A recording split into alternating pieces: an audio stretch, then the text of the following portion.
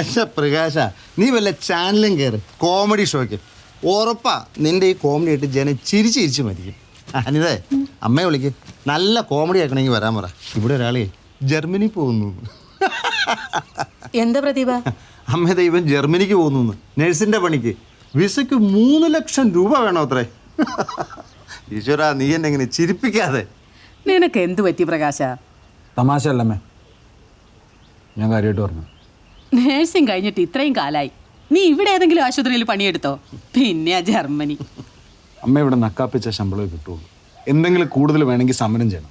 അപ്പോൾ ആശുപത്രിക്കാരെ ഗുണ്ടകൾ വന്ന് മുട്ടുകാർ തല്ലി ഓടിക്കും. ഞാൻ 4 കാലം എഴുതാൻ നമ്മയ്ക്ക് കാണണം. നീ 2 കാലം നടന്നിട്ട് വല്ല ഗുണമുണ്ടോ? 4 കാലം ഒരു ചേഞ്ച് അല്ലടാ. ഒന്നിലും പണ്ടേ സംസ്കാരമില്ല.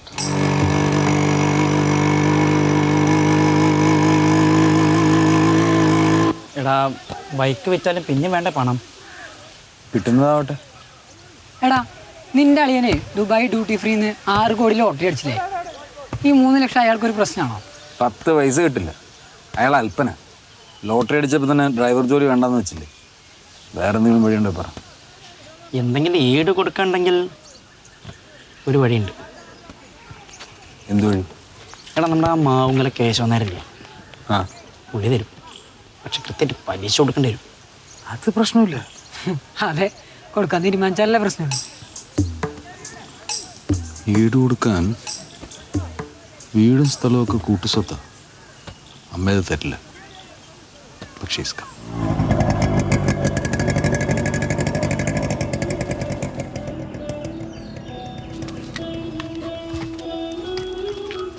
കേശവന്നാര് വീണ വായിക്കണം. ഇവന് പ്രാണവേദനല്ലേ. ഈ വീണവാനിക്ക് പ്രാണവാനിക്ക് തമ്മിൽ കണക്ഷൻ ഉണ്ട്.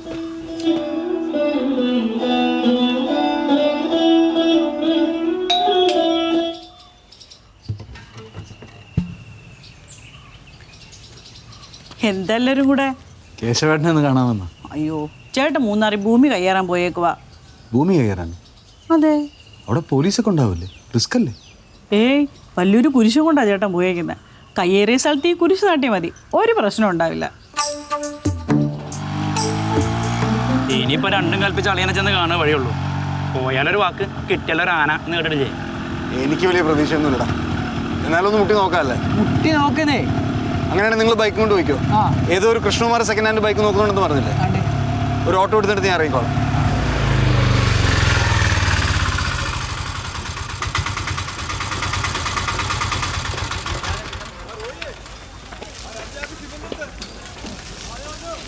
ചേച്ചിയില്ലേ? ചേച്ചി ഇവിടെ ഉണ്ടായിരുന്നു. നീയായിരുന്നോ? ഓട്ടോറിക്ഷയുടെ ശബ്ദം കേട്ടപ്പോൾ എനിക്ക് കയറി വിളിച്ചതാ. സംഭാവനക്കാരെ കൊണ്ട് തോറ്റടാ. ഇന്നലെ തന്നെ ഒരു പള്ളിയിലച്ചൻ വന്നിരുന്നു. എന്തോ അനാഥ മന്ദിരം പണിയാണെന്ന് പറഞ്ഞിട്ട്. വസന്തയുടെ സ്വഭാവം അറിയാലോ. ചോദ്യമില്ല, ഉത്തരവില്ല. അപ്പം തന്നെ 5 ലക്ഷം രൂപ എഴുതി കൊടുത്തു. ചേച്ചിക്ക് സുഖം തന്നെയല്ലേ? ഓ, എന്ത് സുഖം. ഈ വീടിൻ്റെ പണി കഴിയുന്നവരെ വരെ ഭയങ്കര ടെൻഷനാണ് എൻ്റെ പ്രകാശ. അതുകൊണ്ടല്ലേ അമ്മയെ കാണാൻ പോലും വരാൻ പറ്റാത്തത്. കണ്ടില്ലേ, കപ്പലിൻ്റെ മോഡലിലാണ് പണിയുന്നത്. വസന്തേട്ടന് കപ്പൽ ഭയങ്കര ഇഷ്ടമാണല്ലോ. പിന്നെ നിനക്ക് പഴയ പോലെ തന്നെ ജോലിയും കൂലിയൊന്നും ഇല്ലല്ലോ അല്ലേ? ചേച്ചിയുടെ ഒരു ജോലി ശരിയായിട്ടുണ്ട് ചേച്ചി. ഉഗ്രൻ ജോലി ജർമ്മനിയിൽ. പക്ഷേ ചേച്ചി അളിയനും ചെറുതായിട്ടൊന്ന് കനിയണം. എങ്ങനെ? ചേച്ചിക്ക് കാശ് ശരിയായിട്ടില്ല.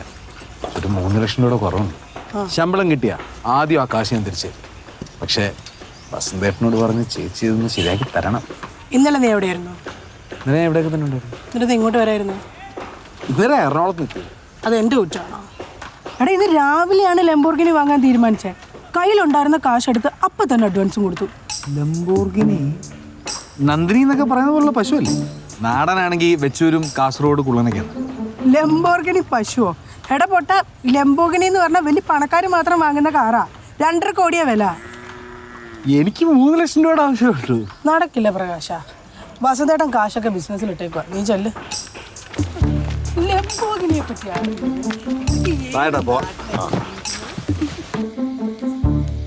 നീ ബൈക്ക് വിറ്റുവല്ലേ? പിന്നെന്ത് ചെയ്യാൻ? അമ്മയെ ലക്ഷത്തിൽ ഒരാൾക്ക് പോലും കിട്ടുന്ന വിസ അല്ലിത്. നിന്നെ തീരെ വിശ്വാസമില്ലാത്തോണ്ട് ചോദിക്കുക, നിനക്ക് ശരിക്കും വിസ കിട്ടുമോ? എൻ്റെ നെഞ്ച് പിളർന്ന് കാണിച്ചു തരട്ടെ. എനിക്ക് നിന്റെ പൂർവ്വകാല ചരിത്രം അറിയാലോ. തെറ്റുകൾ പറ്റിയിട്ടുണ്ട്, പക്ഷെ അയാൾക്ക് ഒരിക്കലും നന്നാവാൻ പാടില്ല. ഞാൻ അമ്മയുടെ തലയിൽ തൊട്ട് സത്യം ചെയ്യാം. അതും നീ പലതവണ ചെയ്തതാ. ഞാൻ പിന്നെ എന്ത് ചെയ്യണം? എന്റെ കണ്ണടയുന്നതിന് മുൻപ് നീ ഒന്ന് നന്നായി കണ്ടാ മതിയായിരുന്നു. വേറെ വീട്ടിൽ നിന്ന് ഇവിടെ വന്ന് കയറിയതാണെങ്കിലും പ്രദീപന്റെ ഭാര്യ ഉണ്ടല്ലോ, നല്ല മനസ്സാ. നീ ഒന്ന് രക്ഷപ്പെട്ടാ മതിയെന്ന അവക്ക്. പ്രദീപൻ അറിയാതെ അവളുടെ പേരിലുണ്ടായിരുന്ന ചിട്ടി പിടിച്ചു. ചുരിദാറും ഉടുപ്പുമൊക്കെ തയ്ച്ചു കിട്ടിയ കുറച്ച് പണം എൻ്റെയിലും ഉണ്ട്. താങ്ക് യു അമ്മേ. എത്ര കാണും? काम करने आया तो काम करो, मोबाइल में टाइम पास मत करो. दोबारा कंप्लेंट नहीं आना चाहिए, समझा? गोपाल जी मैं तो ए, चुप रहो, सब जाओ जाओ काम करो.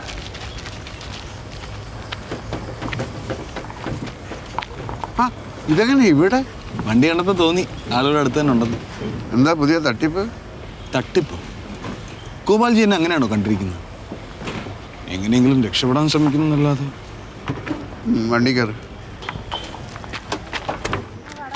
എല്ലാം ഞാൻ വിശ്വസിച്ചു, പക്ഷെ 1 ലക്ഷം പോയിട്ട് 1 രൂപ പോലും തരാൻ എൻ്റെ ഇല്ല. ഗോപാൽജിയെ ബുദ്ധിമുട്ടിക്കണമെന്ന് ഞാൻ വിചാരിച്ചാൽ പിന്നെന്തിനാ ബുദ്ധിമുട്ടിക്കുന്നത്? ഞാൻ പറഞ്ഞില്ലേ, ബൈക്ക് വിറ്റു, അമ്മ ഉള്ളതെല്ലാം നുള്ളിപ്പുറക്കി തന്നു. ഇതും കൂടെ കിട്ടിയില്ലെങ്കിൽ സലോമിയുടെ വിസ ക്യാൻസലോ, ഞാൻ പെരുവഴിയിലും ആവും. ഒരു തിരിമറി കൂടി വന്ന 1 മാസം, അപ്പോഴേക്കും പോപ്പന്റെ സമ്മേളനം കഴിഞ്ഞാൽ ഇറ്റലിക്കാരിങ്ങ് വരുമല്ലോ. എൻ്റെ അച്ഛന് ഗോപാൽജി എന്ത് ഇഷ്ടമായിരുന്നു. ഞാനന്ന് ചെറിയ കുട്ടിയാണ്. അച്ഛൻ എന്നും വീട്ടിൽ വന്ന് പറയും ഗോപാൽജിയെ പറ്റി. ആ ഇഷ്ടം കൊണ്ടാണല്ലോ മലമ്പുഴ കാണാൻ പോകാൻ അന്ന് കാശ് തന്നത്. അതൊക്കെ ശരി തന്നെ, പക്ഷെ ഇല്ലാത്ത കാശ് ഞാൻ എവിടെ നിന്ന് എടുത്തു തരും? ആവശ്യക്കാരന് ഔചിത്യമില്ല എന്നല്ലേ പറയാറ്. ഔചിത്യം ഇല്ലാത്തവൻ അപ്പം തന്നെ അടിക്കണം എന്നും പറയാറുണ്ട്. ആ ചൊല്ലി ഞാൻ കേട്ടിട്ടില്ല. പുതിയല്ല. അല്ല, ഈ ടി വിയിലൊക്കെ പരസ്യത്തിൽ പറയാറുണ്ടല്ലോ, വീട്ടിൽ സ്വർണം വെച്ചിട്ടെന്തിന്. ഗോപാൽജിയുടെ വീട്ടിൽ കുറച്ച് സ്വർണം വെറുതെ ഇരിപ്പുണ്ടാവുമല്ലോ. എൻ്റെ വീട്ടിലില്ല, അതാ പരസ്യം പറയുന്നവൻ്റെ വീട്ടിൽ കാണാം. അന്ന് കല്യാണത്തിന് പോകാൻ വന്നപ്പോൾ ചേച്ചിയുടെ കാര്യത്തിലുണ്ടായിരുന്ന മാല അതൊരു 5-5 പവൻ കാണത്തില്ലേ? അത് നോക്കി വെച്ചു അല്ലേ? അത് വിറ്റാ 1 മാസത്തിനോ അതിനേക്കാൾ നല്ലോണം വാങ്ങാം. അതവിടെ തരില്ല, ബേറിലുള്ള ചേട്ടൻ വാങ്ങിച്ചു കൊടുത്തതാ. പറയുന്നത് തെറ്റാണോന്ന് അറിയത്തില്ല. ഇതൊരു ജീവൻ മരണം പോരാട്ടം ആയതുകൊണ്ട് പറയാ ഗോപാൽജി. ചേച്ചി അറിയാതെ എടുത്തു തരാൻ പറ്റുമോ? അത് ശരി, മോഷണം. ഇതെങ്ങനെയാ മോഷണമാകുന്നത്? ഗോപാൽജി ഒന്ന് ആലോചിക്കും. സ്വന്തം ഗുരുനാഥന്റെ മകന്റെ ജീവിതമാണോ വലുത്, 1 മാസത്തിനകം തിരിച്ചു കൊടുക്കുന്ന സ്വർണ്ണമാലയാണോ വലുത്?